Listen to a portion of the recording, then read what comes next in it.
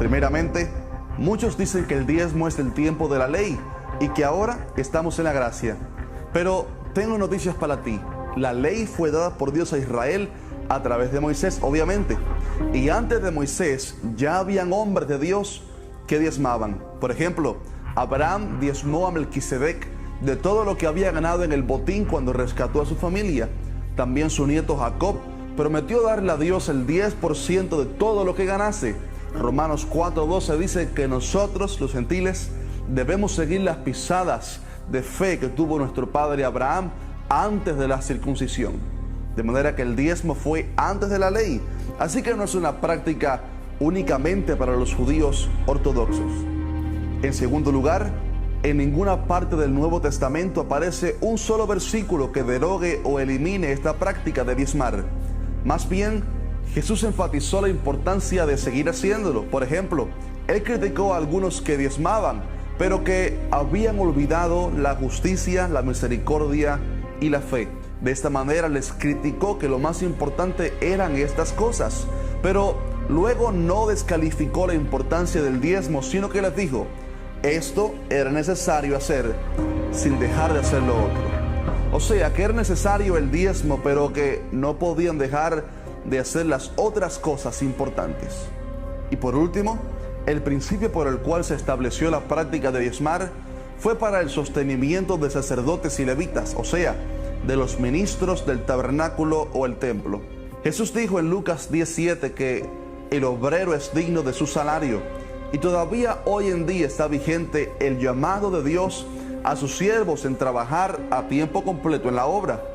En 1 Corintios capítulo 9, Pablo les escribe a los corintios y les dice que cuando él estuvo con ellos, él tuvo que trabajar, digamos, secularmente, porque ellos eran niños espirituales. Pero ahora les escribe y les recalca continuamente que el obrero debe vivir del evangelio y no debería trabajar fuera de él necesariamente. En el versículo 6 él pregunta, ¿o solo yo y Bernabé no tenemos derecho de no trabajar?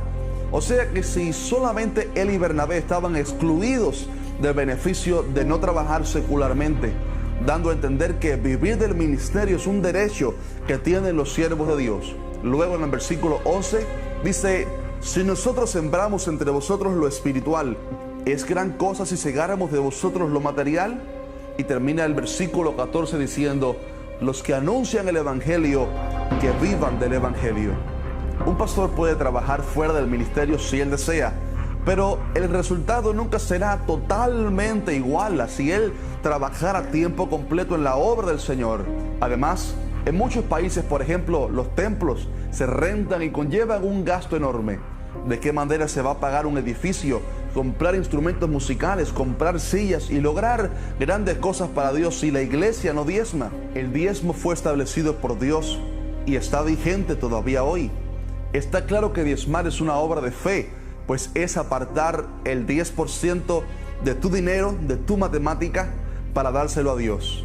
Pero te digo algo, la única vez en la Biblia en que Dios nos dice que le probemos está en Malaquías 3:10, donde Él dice, traed todos los diezmos al alfolí y haya alimento en mi casa. Y probadme ahora en esto, dice Jehová de los ejércitos, si no os abriré las ventanas de los cielos y derramaré sobre vosotros bendición hasta que sobreabunde.